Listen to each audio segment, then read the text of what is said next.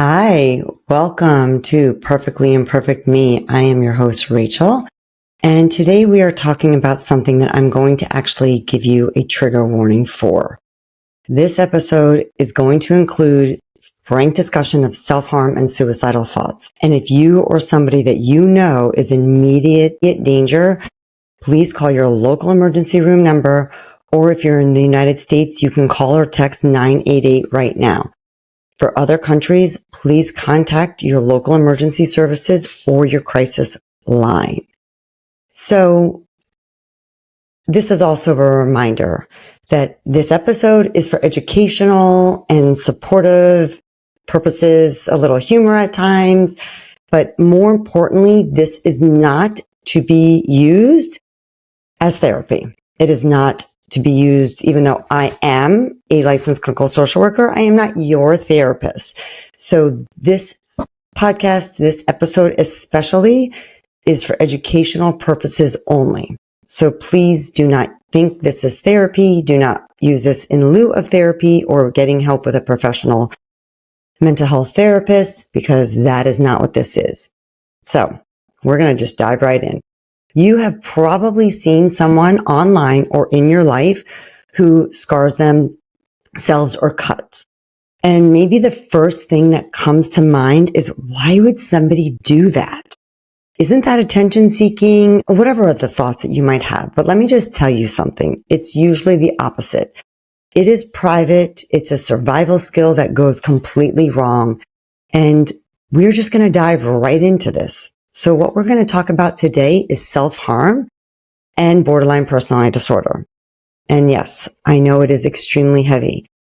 And listen, I get it. I'm a DBT therapist and I work with a lot of people who have a lot of thoughts of self-harm and suicidal thinking. This is not going to be the easiest topic for you to just listen to. And I've thought a lot about whether or not I was going to do this as a podcast, because I didn't really just want to throw it in casually. However, it is one of the most misunderstood things out there. People hear self-harm and they think that they know what this means, or worse, they just judge the hell out of it. So today, I just want to break it down for you. And I want to talk about what it actually means for somebody who has BPD and what's actually really going on underneath. And I promise you, I'm not going to do the whole clinical textbook kind of thing. You're going to get my real unfiltered thoughts. Cool? Okay. So I guess I'll just preface this by saying that I remember one of the first times that I realized how misunderstood self-harm was. Okay. And it got me thinking wow, people really don't get this. I had been a DBT therapist for about a year or two, and I was at a gym and there was this young person in the dressing room and they had scars all on their arms. And the person that I was with immediately said to me when that person left, wow, look at all the attention that girl has done to herself. Do you think she just keeps doing that for attention? And when will she ever learn? And I realized, holy shit, people don't get this. And that was years ago. And I was a DBT therapist. So of course I did my thing and I educated them. But I really wanted to get into this because let's just first talk about that is the biggest misconception. Most people assume self-harm is just about attention. They're just trying to get attention for people to notice. And I'm no, if somebody wanted attention, I'm pretty sure there are about 1 million less painful ways that they can go about it. So self-harm in BPD is usually about regulating something that feels unbearable. Imagine that your emotions are 1,000 out of 10, and you literally do not have a knob to turn it down. That is what it feels like for somebody who has BPD. For some people, pain, even though it doesn't make logical sense for us, might be grounding. Physical pain makes that emotional pain feel like manageable. And for others, it's a punishment. Like, I'm too much. I don't deserve good things. So I need to hurt myself. And for others, it's just about control. When everything else is spiraling for an individual with BPD, this is the one thing that they can decide. So I'm pretty sure that we can all think of a time where we felt out of control, even if it doesn't have to be about self-harm related, right? It could be a breakup, a panic attack. I don't even a crazy meltdown situation, right? What did you do? How did you reach for something to ground yourself, right? I mean, I'm trying to think of a situation for me. I don't know. The night before my licensure exam, I had a panic attack. Literally, my one and only panic attack. And I remember actually thinking I was going to die because I couldn't catch a breath, what felt like I couldn't catch a breath. And I'd never experienced anything like that. And so what did I start doing? I literally started pinching myself.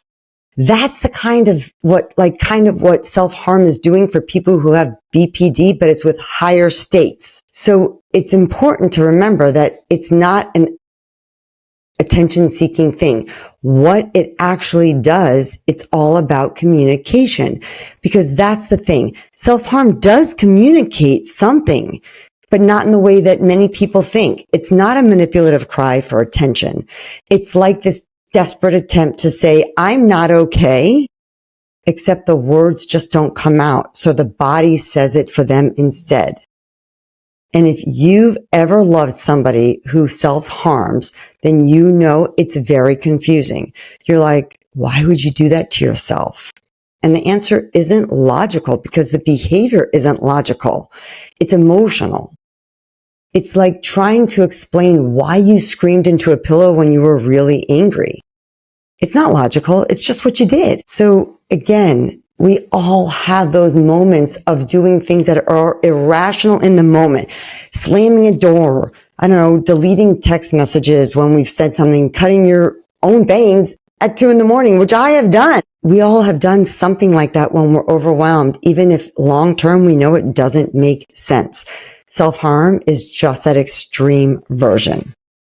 So how do you help somebody without enabling? Because I know some of you listening either are someone who struggles with this, or you love somebody who does. And here's the thing about this. You cannot stop someone from self-harming just by telling them to stop, or by telling them that I love you, or that it's going to be okay. Because if it were that easy, they'd already have done that. What helps is offering that connection, not control. So instead of saying, why would you do that? Maybe try, I can see you're in so much pain. I'm here with you. That is totally different vibe, right? One is judgmental, and the other is presence and really compassion as well. Okay, so think about that, right? I can tell you that I work with people who have a lot of urges to self-harm. And I'm going to tell you that as a therapist, sometimes my first urge is I want to try to fix it. Why? Because I care. And I also know that it's not effective long term. And also sometimes sitting in silence and just letting them know, I get you. I'm here. Call me for some phone coaching, please. It's important and necessary. And if you're a person who is struggling, I'm not going to sit here and give you a list of things to do, like I'm reading it off of a handbook, because we could do that. You could do that yourself. But what's been shown to work are grounding tools. So cold water, moving your body, calling somebody safe, holding an ice cube in your hand. It's called a tip skill. It's one of our DBT tip skills. I know it sounds simple, and it works. It kind of breaks that loop in your brain that you get stuck in. And the other thing that's really effective is long-term therapy. Yes, DBT is the gold standard. And obviously, you know that I'm a fan. Okay. But more importantly, and more than that, it's about building a life that doesn't feel unbearable. That's the real work. And it's also been one of the few modules that has been empirically studied.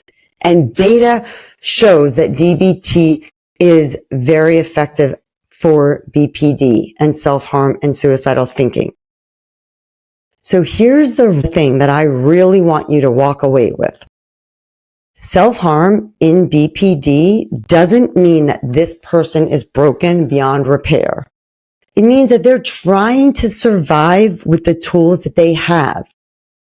And maybe for some of them who have never been in therapy, their tools are only self-harm and they're so limited.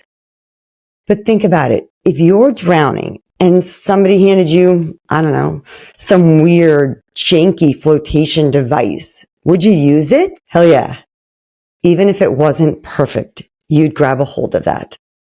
Self-harm is that same flotation device. It is messy. It's dangerous. It's not sustainable. And in that moment, it literally feels like survival for them. And when you look at it through that lens, it is easier to shift from judgment to compassion. Not pity, not coddling, but compassion. Like, okay, I see you're trying to survive. Let's find a better flotation device together. That's the kind of vibe I want you to think about if you are somebody who has a loved one struggling with self-harm. All right. Now I know this was a much heavier one. And if you're still here, thank you for listening and sitting through this with me. Whether you are struggling with self-harm or if you love somebody who does, or you just wanted to understand more, you being here really matters. And honestly, if we can talk about this stuff without shame, that's how change can happen. So I am going to give you a couple of links in my description, and some of them are going to be effective for you and some of them might not be. So if you sat through, I appreciate you. If you have any thoughts or any urges, I want you to please reach out to your therapist or to 988 Crisis Survival Line. Go drink some water for today. Take a deep breath.